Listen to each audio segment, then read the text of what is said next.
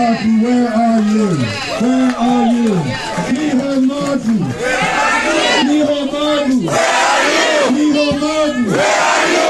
Micheál Martin! Where are you? Micheál Martin! Where are you? Micheál Martin! Where are you? Micheál Martin! Where are you? Friends, as we said, this demonstration was originally called before the barbaric assault of Israel started against Gaza. It was originally a demonstration about our fears that the Irish government want to undermine our tradition of neutrality. And as Sarah said, neutrality does not mean indifference. Neutrality does not mean doing nothing.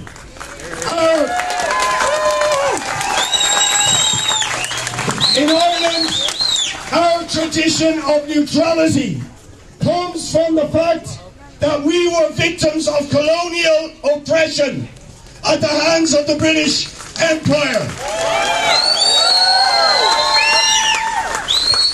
And what the people who went out in 1916, in the 1916 Rising, and in the Irish Revolution, meant by neutrality is that we would never side with empires and colonial powers.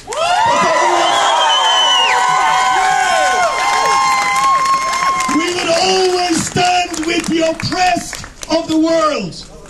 Always with the oppressed of the world. And in that regard, Micheál Martin and this government have brought shame on the tradition of Irish neutrality.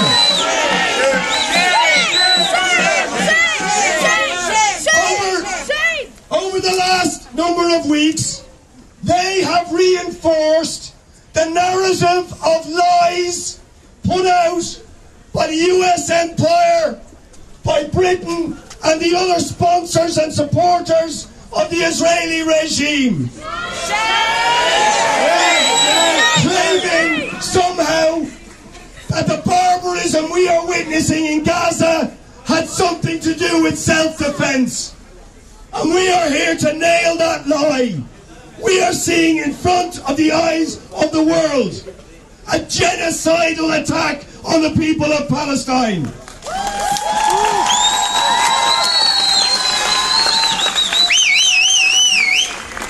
And I was talking today with scholars. We were at a meeting organised by the Rohingya people. The Rohingya people, also victims of a genocidal attack in Myanmar. And today they organised an online international rally for Palestine and for Gaza. And at it, there was a speaker from Gaza, an academic, along with other academics who are specialised, including Jewish academics, who specialised in genocide. And they said that this is a textbook example of genocide. The dehumanisation of the Palestinians. And they pointed out, particularly the academic from Gaza, he said, this is unique. We have seen terrible genocides in history, in the Congo, of the Armenian people, of the Nazi Holocaust against the Jews. And this is another episode in that dark history of genocides now being perpetrated against the people of Gaza.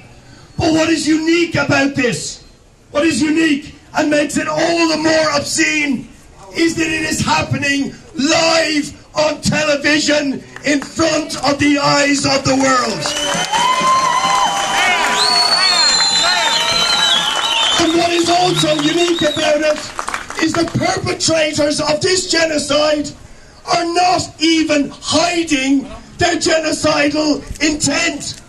They are saying it in front of the world.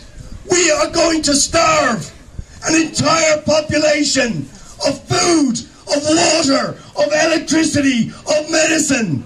They have described the Palestinian people as animals, dehumanizing the entire population.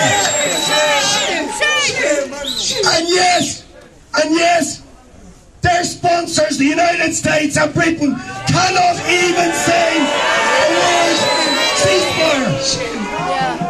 They are supporting them. They could not continue this massacre without the support of the United States, of Britain, of France, of Germany, of people like Ursula von der Leyen. They are their sponsors. They have blood on their hands. So that brings us to our government. Because what should our government, with our history, be saying about this? They should be standing full square with the Palestinians and calling this genocide out for what it is. And they should challenge the lie that this began on October the 7th. This began with the British Empire promoting Zionism, the Nakba of 1948, and 75 years of ethnic cleansing, of apartheid, of persecution, of oppression, of relentless killing of Palestinians, and now genocide in front of our eyes. That is the truth, and we have to speak that truth to this government and force our government to tell the truth about this massacre. And that means not just words. We want action. There has to be sanctions. There has to be accountability. The impunity of Israel must end. And that means Micheál Martin must expel the Israeli ambassador.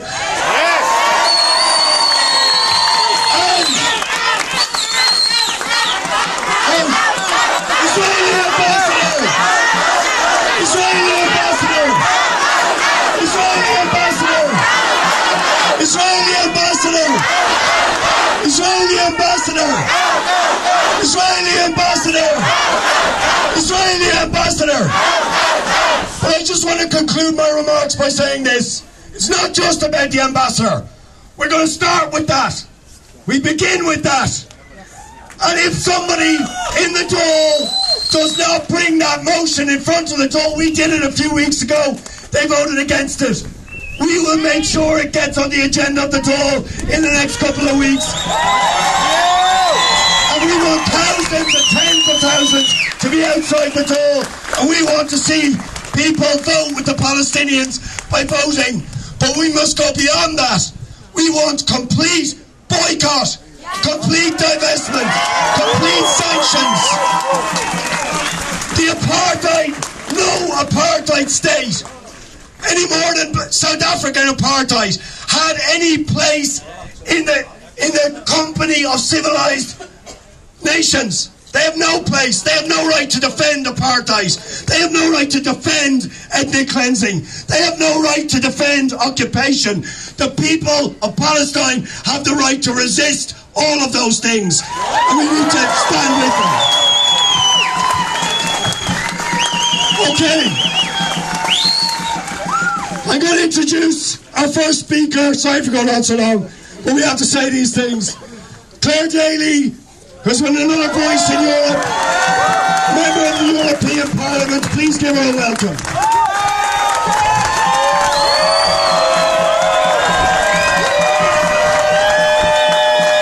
Thanks, Richard, and thanks to everybody for turning out today.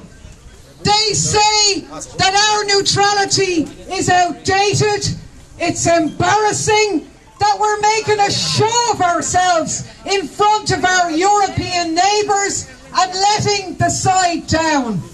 Really? What side? The side that drapes the European Union buildings with the Israeli flags? The side that jets off to Israel and says that we stand with you now and in the days to come, knowing what those days would bring. The side that arms Israeli genocide and cannot even bring themselves to call a ceasefire. Well, I'm not embarrassed by letting that side down. I'm bloody proud of it.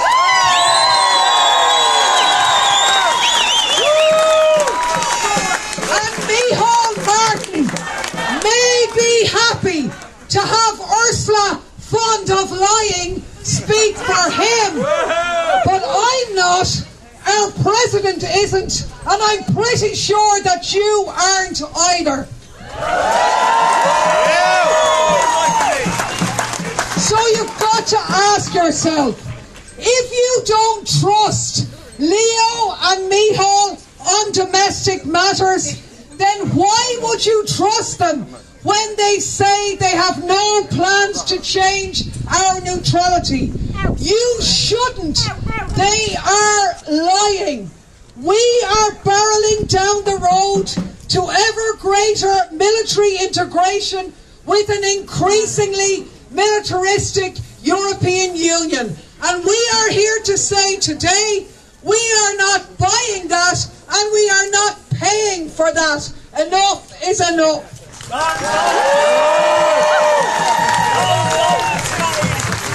There are billions now being spent on militarism that could be spent on the things that really make us safe, like housing and health and tackling climate change. Instead, all those funds are ending up in the pockets of the military-industrial complex.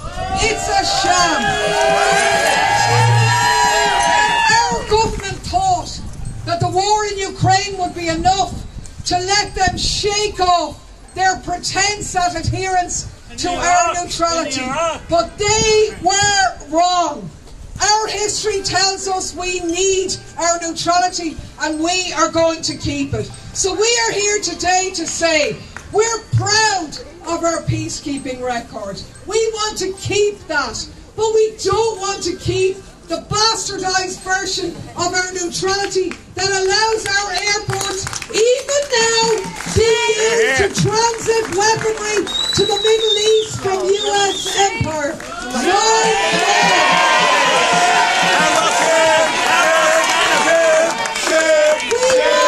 active neutrality. We want our government to go out and fight for a unity, for peace resolution at the UN to enforce a ceasefire. We want them to demand an arms embargo on Israel. We want them to block US weaponry transiting our shores. We want our naval vessels to bring humanitarian aid to Gaza. In this way, we are.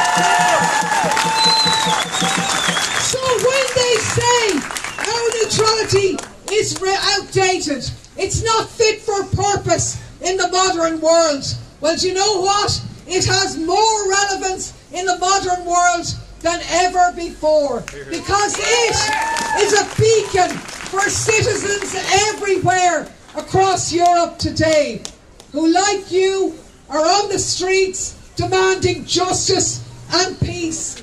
Our neutrality is at home with the majority of countries in the world who stand with the non-aligned movement, who believe in the peaceful resolution of disputes and the upholding of international law. And people around the world are off their knees demanding this and demanding justice for Palestine. It is our neutrality and our history that gives us a special affinity with the people of Palestine. That is something that we hold dear, very, very dear in these dark, dark days.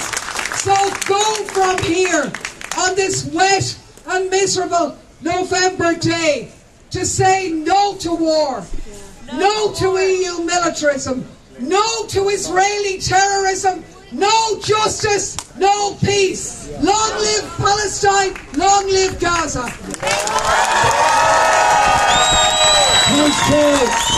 Thanks,